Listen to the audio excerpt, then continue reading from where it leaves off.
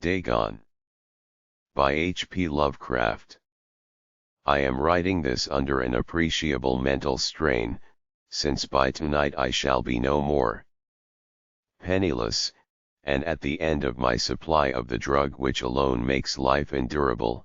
I can bear the torture no longer, and shall cast myself from this garret window into the squalid street below.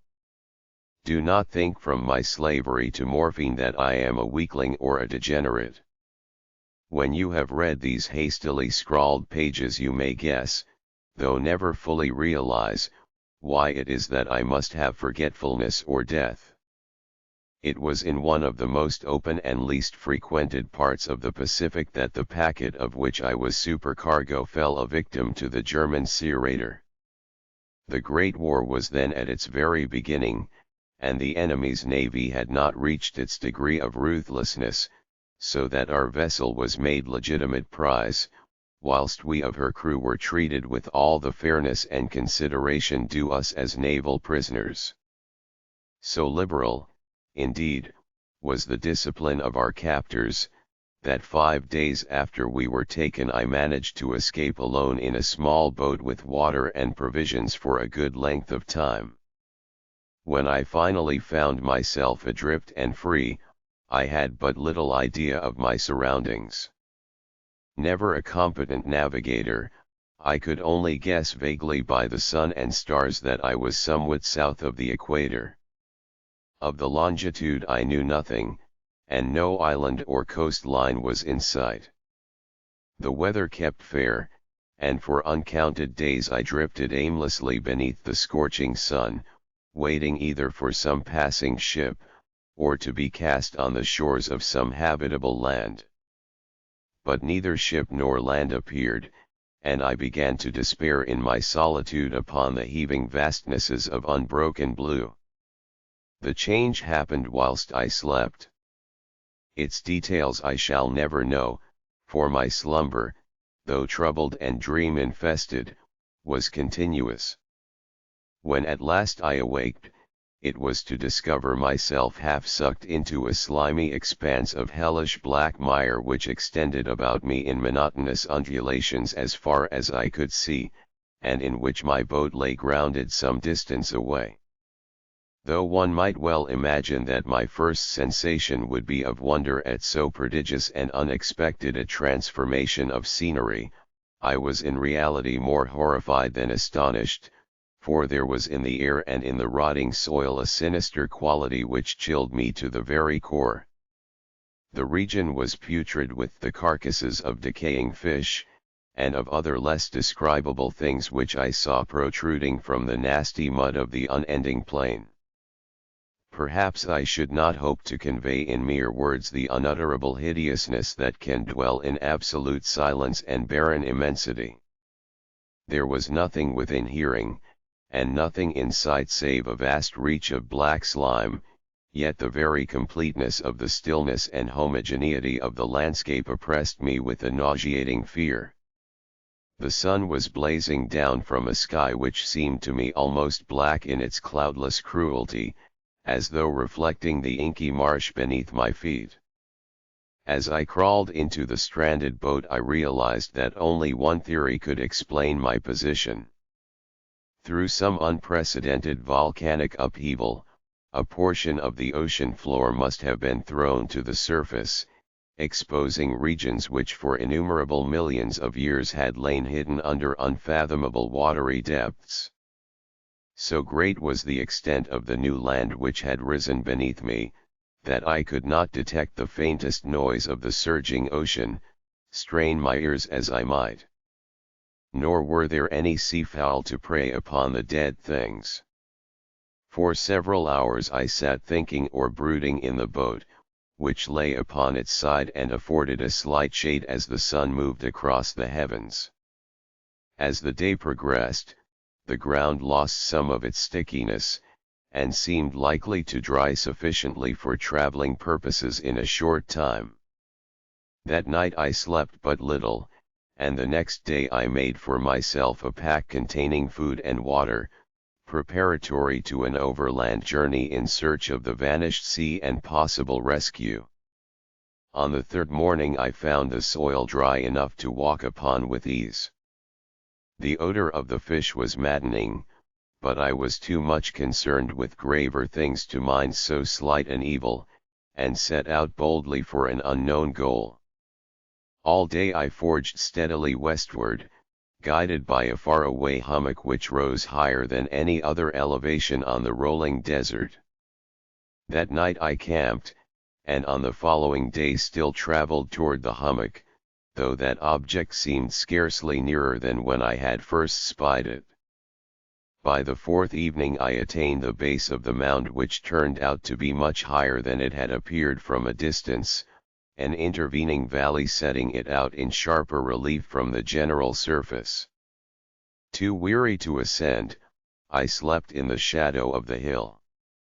I know not why my dreams were so wild that night, but before the waning and fantastically gibbous moon had risen far above the eastern plain, I was awake in a cold perspiration, determined to sleep no more.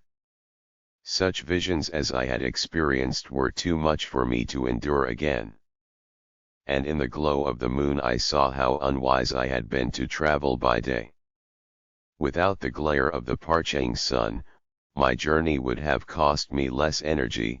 Indeed, I now felt quite able to perform the ascent which had deterred me at sunset. Picking up my pack, I started for the crest of the eminence. I have said that the unbroken monotony of the rolling plain was a source of vague horror to me, but I think my horror was greater when I gained the summit of the mound and looked down the other side into an immeasurable pit or canyon, whose black recesses the moon had not yet soared high enough to illumine. I felt myself on the edge of the world, peering over the rim into a fathomless chaos of eternal night. Through my terror ran curious reminiscences of Paradise Lost, and of Satan's hideous climb through the unfashioned realms of darkness. As the moon climbed higher in the sky, I began to see that the slopes of the valley were not quite so perpendicular as I had imagined.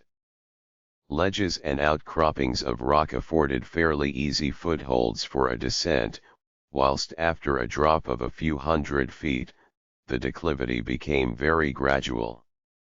Urged on by an impulse which I cannot definitely analyze, I scrambled with difficulty down the rocks and stood on the gentler slope beneath, gazing into the Stygian deeps where no light had yet penetrated.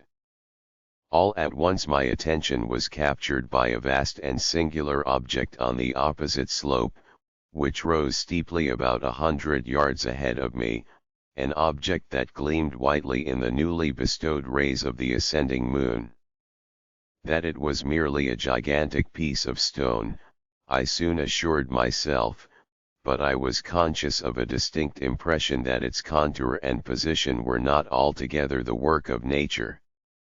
A closer scrutiny filled me with sensations I cannot express, for despite its enormous magnitude, and its location in an abyss which had yawned at the bottom of the sea since the world was young, I perceived beyond a doubt that the strange object was a well-shaped monolith whose massive bulk had the workmanship and perhaps the worship of living and thinking creatures. Dazed and frightened, yet not without a certain thrill of the scientist's or archaeologist's delight, I examined my surroundings more closely. The moon, now near the zenith, shone weirdly and vividly above the towering steeps that hemmed in the chasm, and revealed the fact that a far-flung body of water flowed at the bottom, winding out of sight in both directions, and almost lapping my feet as I stood on the slope. Across the chasm, the wavelets washed the base of the cyclopean monolith, on whose surface I could now trace both inscriptions and crude sculptures.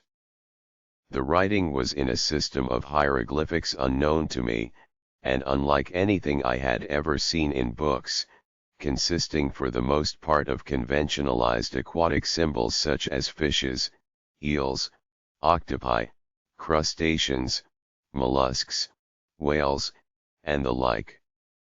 Several characters obviously represented marine things which are unknown to the modern world, but whose decomposing forms I had observed on the ocean-risen plain. It was the pictorial carving, however, that did most to hold me spellbound. Plainly visible across the intervening water on account of their enormous size, were an array of bas-reliefs whose subjects would have excited the envy of a Dory. I think that these things were supposed to depict men, at least, a certain sort of men, though the creatures were shown disporting like fishes in waters of some marine grotto, or paying homage at some monolithic shrine which appeared to be under the waves as well. Of their faces and forms I dare not speak in detail, for the mere remembrance makes me grow faint.